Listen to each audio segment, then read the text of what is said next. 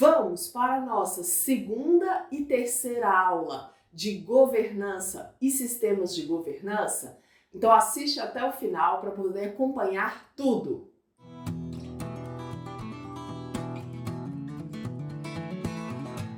Olá, seja bem-vindo ao meu canal, eu sou a professora Camila Miranda. Já deixa um like se você gosta desses conteúdos e se você está se preparando para o CNU e quer estudar o tema governança pública, já aproveita para poder assistir a nossa videoaula 1, que eu vou deixar aqui embaixo. E hoje eu concentrei os conteúdos da nossa aula 2 e da nossa aula 3 neste mesmo vídeo. Então eu iria fazer 3 videoaulas sobre governança pública, serão apenas 2, sendo que essa aqui concentra os tópicos 2 e 3 que eu havia selecionado inicialmente. Então vem comigo. Qual que é o tema da nossa aula hoje? Está dentro de ética e integridade, né? O tema governança pública, governança, sistemas de governança, que aborda o decreto 9.203 de 2017, está dentro de ética e integridade. Então, já curte, comenta, compartilha se os meus conteúdos estão sendo úteis para vocês. Nas nossas próximas aulas serão sobre direitos humanos, né, a reparação, memória. Aí, aproveita e já olha aqui a nossa playlist do CNU para ver quais conteúdos do meu canal você aproveita, que são os conteúdos comuns, né, para todos os blocos de nível superior. Gente, vamos continuar aqui. Olha só, apenas recapitulando a aula anterior, né, já tem um tempinho que a gente postou, a governança pública tem a ver com boas práticas de gestão em âmbito público, que se relaciona também com avaliação de riscos. Isso é, ver os riscos que podem comprometer, né, o sucesso de uma gestão, o sucesso de uma organização e você minimizar, você tentar estabelecer alguns mecanismos de controle para reduzir ou evitar que os riscos aconteçam. Então, governança tem a ver com boas práticas de gestão. A governança pública parte sempre de cima para baixo, né? Então, é algo que os ocupantes das posições hierárquicas superiores têm que implementar e principalmente dar o exemplo para os servidores que estão aí, né, nas estruturas de estratificação inferiores. E o decreto é de 2017, então é algo relativamente novo em âmbito da administração pública. Aí, nessa aula de hoje, a gente vai falar principalmente sobre o CIG. O que é o CIG? É o nosso Comitê Interministerial de Governança. Gente, esse CIG, que é o Comitê Interministerial de Governança, é um órgão que cumpre um papel muito importante de assessorar o presidente da República na condução da política de governança da administração pública federal. Lembra que vocês estudam a Lei 8.112 de 90, que é o Estatuto dos Servidores Públicos Civis do Poder Executivo Federal? Vocês estudam 1171 de 94, né, que é o Código de Ética dos Servidores da Administração Pública Federal? Então vocês vão trabalhar, né, para o Poder Executivo Federal, de alguma forma. Então, quem é o chefe máximo do Poder Executivo Federal? É o presidente. Aliás, aqui eu tenho uma revisão de Constitucional 2 em que eu falei sobre os 3 poderes, né? Chama Revisão de Direito Constitucional 2. Está dentro da playlist, você pode conferir. Então, se você vai trabalhar para o Poder Executivo Federal, o chefe máximo dele é o presidente. Então, esse Comitê Interministerial de Governança é um ente que vai auxiliar o presidente, né, que é o chefe do Executivo Federal, na condução dessa política de governança. Quem é que compõe o CIG? Olha só, o ministro de Estado, chefe da Casa Civil da Presidência, né, ele é o coordenador, o ministro da Casa Civil é o coordenador, ele convoca as reuniões, o ministro da Economia e o ministro de Estado, né, que está responsável pela Controladoria Geral da União. Então, esses, né, é que compõem o CIG. Aí, essa composição não é absoluta não, pessoal. Por quê? Os membros do CIG, eles poderão ser substituídos, né, em suas ausências, em seus impedimentos, pelos respectivos secretários executivos. O secretário executivo de cada uma dessas pastas, né, que eles coordenam. Aí, olha só, representantes de outros órgãos e de outras entidades da administração pública federal poderão ser convidados, né, a participar das reuniões do CIG, só que sem direito a voto, porque quem vota são só essas autoridades aí que eu falei para vocês. Aí, olha só, o Comitê Interministerial de Governança, o CID, ele vai se reunir em caráter ordinário, né, de 3 em 3 meses, em caráter extraordinário sempre que for necessário, sempre que ele for convocado. O quórum de reunião do CID é de maioria simples, né, dos membros, e o quórum para aprovação, né, de alguma coisa que eles queiram aprovar é de maioria absoluta, ok? Além do voto ordinário, né, o coordenador do CID, ele tem um voto de qualidade em caso de empate, ou seja, o coordenador, que é o ministro da Casa Civil, ele que decide numa eventual divergência ali que esteja gerando empate neste comitê, ok?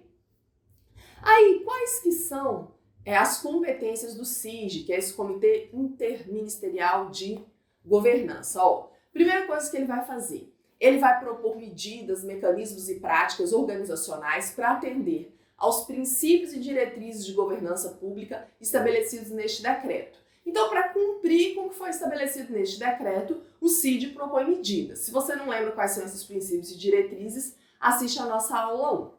O CID também vai aprovar manuais e guias, né, com medidas, mecanismos e práticas organizacionais que contribuam para a implementação dos princípios e diretrizes da governança pública estabelecidos neste decreto. E aí vai ter os comitês internos de governança pública, né, em cada ente, em cada órgão. Basicamente o CID, que é um comitê maior, ele propõe, com base neste decreto, as diretrizes de governança pública que os comitês menores internos de cada órgão vão seguir, né? Faz todo sentido isso aí. O CID também vai aprovar recomendações aos colegiados temáticos, né, para garantir a coerência e a coordenação dos programas aí das políticas de governança específicos. O CID vai incentivar e monitorar a aplicação, né, das melhores práticas de governança no âmbito da administração pública federal, a direta, autárquica e fundacional. O CID também vai editar as resoluções necessárias, né, ao exercício das suas competências. Então, ele vai estabelecer as regras que vão ser aplicadas pelo próprio CID. Também é ele que faz, naturalmente. E aí, ó, beleza. Então, o CID, ele é, digamos assim, o ente manda-chuva da governança pública, né, vinculado aí ao governo federal e tudo. Só que vão ser criados também nos outros entes comitês internos para poder cumprir as diretrizes do CID e para poder, enfim, executarem essa política de governança que tem a ver com essas boas práticas de gestão, né, aqui em âmbito da administração pública.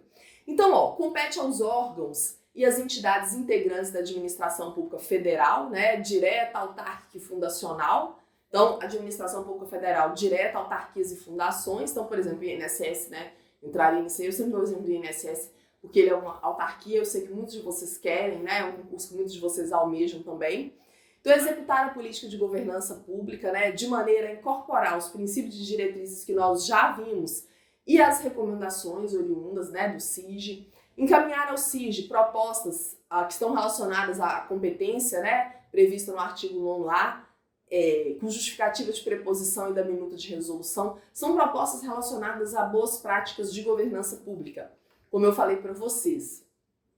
E aí, como eu falei, o CID ele é um comitê maior, mas cada ente da administração pública direta, né, autárquica e fundacional, vão ter que, administração pública direta e indireta, né, autárquica e fundacional e indireta, eles vão ter que criar os seus próprios comitês internos de governança pública.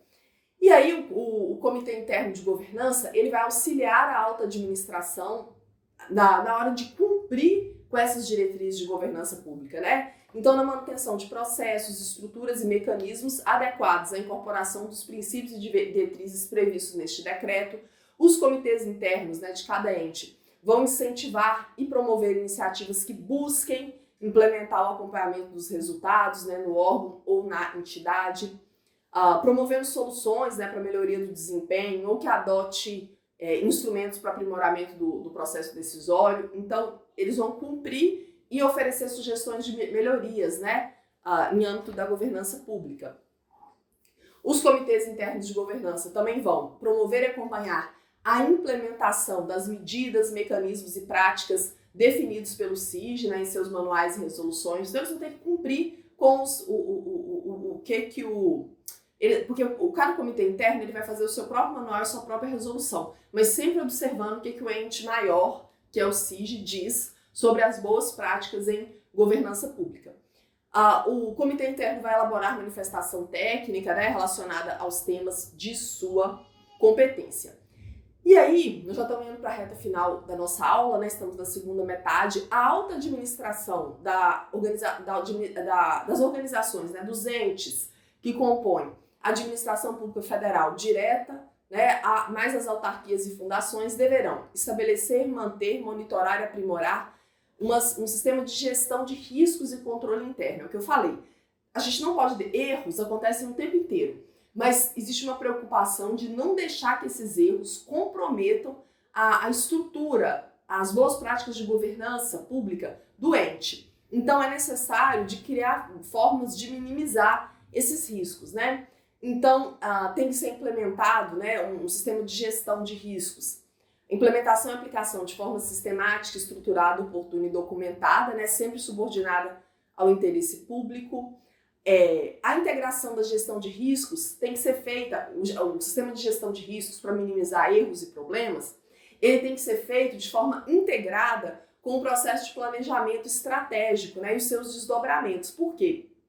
Os projetos em todos os níveis da organização. A organização não pode parar para ficar prevenindo e corrigindo erros. Então, o sistema de avaliação de risco serve para, enquanto o planejamento estratégico, enquanto as boas práticas de gestão são implementadas, ao mesmo tempo é criado um mecanismo de controle para poder evitar risco. É igual um pai ou uma mãe quando educa o filho, entendeu? Você tem que proporcionar a melhor educação possível para o seu filho, né? Passar para ele os valores da família e tal, e ao mesmo tempo você tem que corrigir quando ele faz alguma coisa de errado, você tem que mostrar para ele, né, aquilo que não condiz com os valores da família, etc. Então tem a ver com você implementar uma coisa boa, mas fazendo um trabalho preventivo para que nada de ruim aconteça e você sabendo que pode acontecer ao mesmo tempo. Então o sistema de monitoramento e gestão de risco tem a ver com isso aí.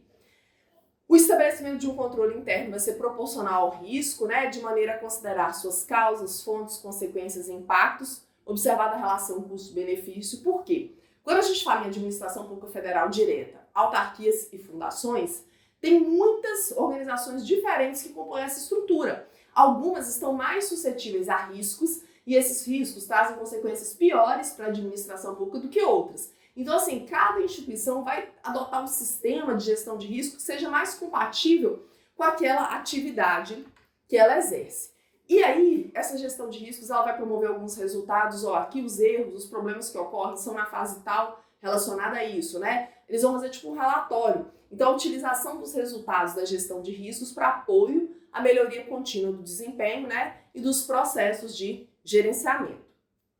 Aí, pessoal, pode ser feita ainda uma auditoria interna governamental, que quando às vezes dá alguma coisa de errado, quando alguma coisa não sai conforme o planejamento, ou quando alguém precisa ser avaliado, né, vocês já ouviram falar sobre isso. É convocada uma auditoria. Então, olha só, a auditoria interna governamental vai adicionar valor e melhorar as operações das organizações para o alcance de seus objetivos. O que essa auditoria interna faz? Tem muito servidor que tem muito medo, né, dessa atividade de auditoria, mas por quê? Sabe que está fazendo coisa errada. Então, a auditoria é tipo uma atividade de fiscalização e controle que vai identificar o que está errado e vai propor melhoria. Então, olha só, a auditoria vai realizar trabalhos de avaliação e consultoria de forma independente, né, segundo os padrões de auditoria e ética profissional reconhecidos internacionalmente. Então, a auditoria chega para botar a ordem na casa, para ver o que está de errado e botar os pingos nos is. A adoção de uma abordagem baseada em risco, né, para o planejamento das atividades, definição do escopo, da natureza, da época e da extensão dos procedimentos dessa auditoria. A auditoria também vai promover a prevenção, a detecção e investigação de fraudes praticadas por agentes públicos ou mesmo privados que se relacionam com os públicos, né, na utilização dos recursos públicos. Por isso que eu falei que tem servidor que morre de medo da auditoria. A auditoria é uma atividade que chega para poder fiscalizar um órgão, né, para descobrir o que tem de errado, para botar ordem na casa.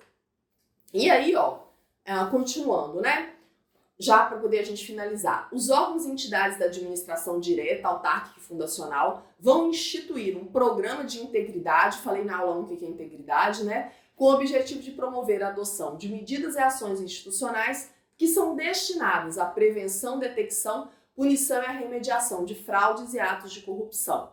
Gente, ética e integridade, governança pública, tem a ver com boas práticas de gestão, com evitar riscos, evitar problemas. Naturalmente, isso inclui também coibir, erradicar a corrupção em âmbito do serviço público. E nesse sentido, as auditorias, que são esses grupos que chegam no ente, muitas vezes a auditoria é interna, né? Eles podem contratar uma consultoria externa e tal, mas a auditoria é feita de fora para dentro, mas internamente, para poder identificar e coibir, né, e prevenir situações de fraude e de corrupção.